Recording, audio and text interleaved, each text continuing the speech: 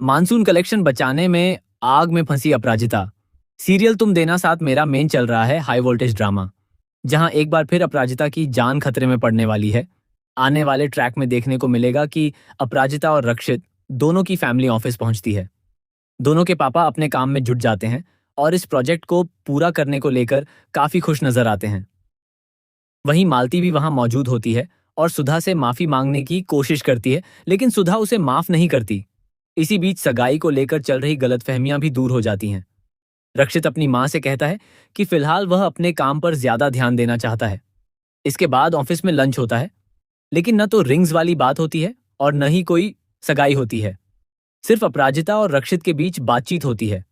कुछ देर बाद अपराजिता ऑफिस से बाहर चली जाती है। वह अपने दिल की बातें करते हुए नजर आती है। रक्षित जब उसे ऑफिस में नहीं पाता तो उसके पीछे चला जाता है। वहां वह अपराजिता से नाराजगी जाहिर करते हुए कहता है कि उसे ऐसा नहीं लगा था कि वह इतनी आसानी से उससे हंसकर बात करेगा और उसकी मां ने उसकी मां के साथ जो किया उसे वह सब कुछ भूल जाएगा। इसके बाद अपराजिता रक्षित से कहती है कि उसे पता है उसकी मां से गलती हुई थी, लेकिन क्या उसे उस गलती की वजह पता है? क्या उसे पूरी सच्चाई मालूम है? अपराजिता पहले यह बात सामने नहीं लाना चाहती थी, लेकिन अब मजबूरी में रक्षित को सारी सच्चाई बता देती है। वह बताती है कि कैसे सुधा ने जानबूझकर मालती को उकसाया था और अपराजिता तथा आरोही के बारे में बेहद गलत बातें कही थीं। सुधा ने उनकी बेटियों पर भी गंभीर आरोप लगाए थे, जिसकी वजह से मालती ने काफी कुछ सहने के बाद अपना आपा खो दिया था। जब रक्षित को पूरी सच्चाई पता चलती है तो उसे अपनी मां की गलती का एहसास होता है और उसे काफी पछतावा होता है। वह अपराजिता से कुछ नहीं कह पाता और सीधे घर पहुंचकर अपनी मां से पूरी सच्चाई जानने की कोशिश करता है।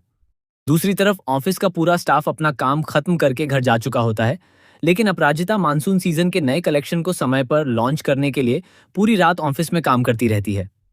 तभी रक्षित सीसीटीवी कैमरे के जरिए देखता है कि रात काफी हो चुकी है, फिर भी अपराजिता ऑफिस में काम कर रही है। सच्चाई सामने आने के बाद रक्षित भी सो नहीं पाता और फैसला करता है कि वह अपराजिता से और उसके परिवार से माफी जरूर मांगेगा। तभी रक्षित के फोन पर नोटिफिकेशन आता है और उसे पता चलता है कि अपराजिता अभी भी ऑफिस में मौजूद है। इसी बीच अपराजिता को स्टोर रूम से कुछ आवाज सुनाई देती है, जहां मानसून कलेक्शन का सारा सामान रखा हुआ है। दरअसल एक शख्स रक्षित की कंपनी को बर्बाद करना चाहता है।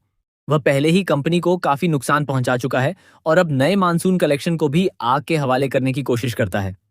आग तेजी से फैलने लगती है और काफी सारा मटेरियल जलने लगता है। अगर यह कलेक्शन पूरी तरह बर्बाद हो जाता तो कंपनी के पास लॉन्च करने के लिए कुछ भी नहीं बचता। इसलिए अपराजिता बिना अपनी जान की परवाह किए कलेक्शन को बचाने के लिए आग के बीच पहुंच जाती है, लेकिन इसी कोशिश में वह खुद आग में फंस जाती है। जब रक्षित देखता है कि अपराजिता अभी तक स्टोर रूम से बाहर नहीं आई है और वहां से धुआं निकल रहा है, साथ ही अलार्म भी बज रहा है, तो वह आधी रात को तुरंत गाड़ी लेकर ऑफिस पहुंचता है। वहां वह देखता है कि अपराजिता मुश्किल में फंसी हुई है और उसके हाथ भी जल चुके हैं। रक्षित अपनी जान जोखिम में डालकर उसे बचाने के लिए आग के बीच पहुंचता है और बड़ी मुश्किल से अपराजिता को सुरक्षित बाहर निकालता है। इसके बाद दोनों मिलकर आग बुझाने की कोशिश करते हैं।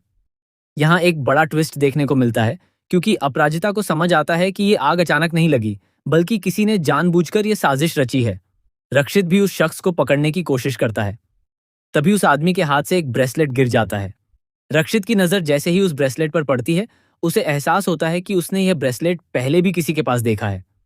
अब कहानी में सबसे बड़ा सवाल यही है कि आखिर वह गद्दार कौन है जो रक्षित की कंपनी को बर्बाद करने की साजिश रच रहा है? क्या रक्षित ब्रेसलेट के जरिए उस शख्स की पहचान कर पाएगा? क्या अपराजिता और रक्षित मिलकर इस साजिश का पर्दाफाश करेंगे?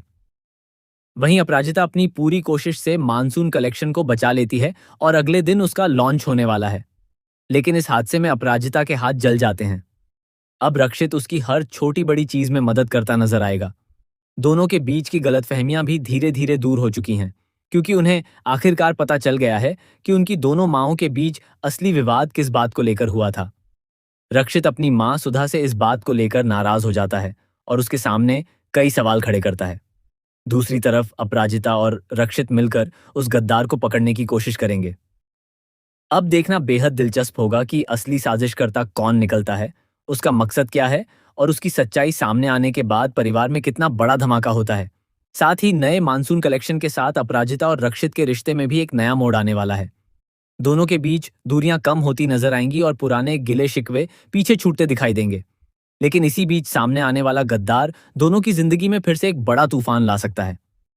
तो दोस्तों, तुम देना साथ मेरा के इस नए ट्रैक में आने वाला यह हाई वोल्टेज ड्रामा और चौंकाने वाला ट्विस्ट आपको कैसा लगा?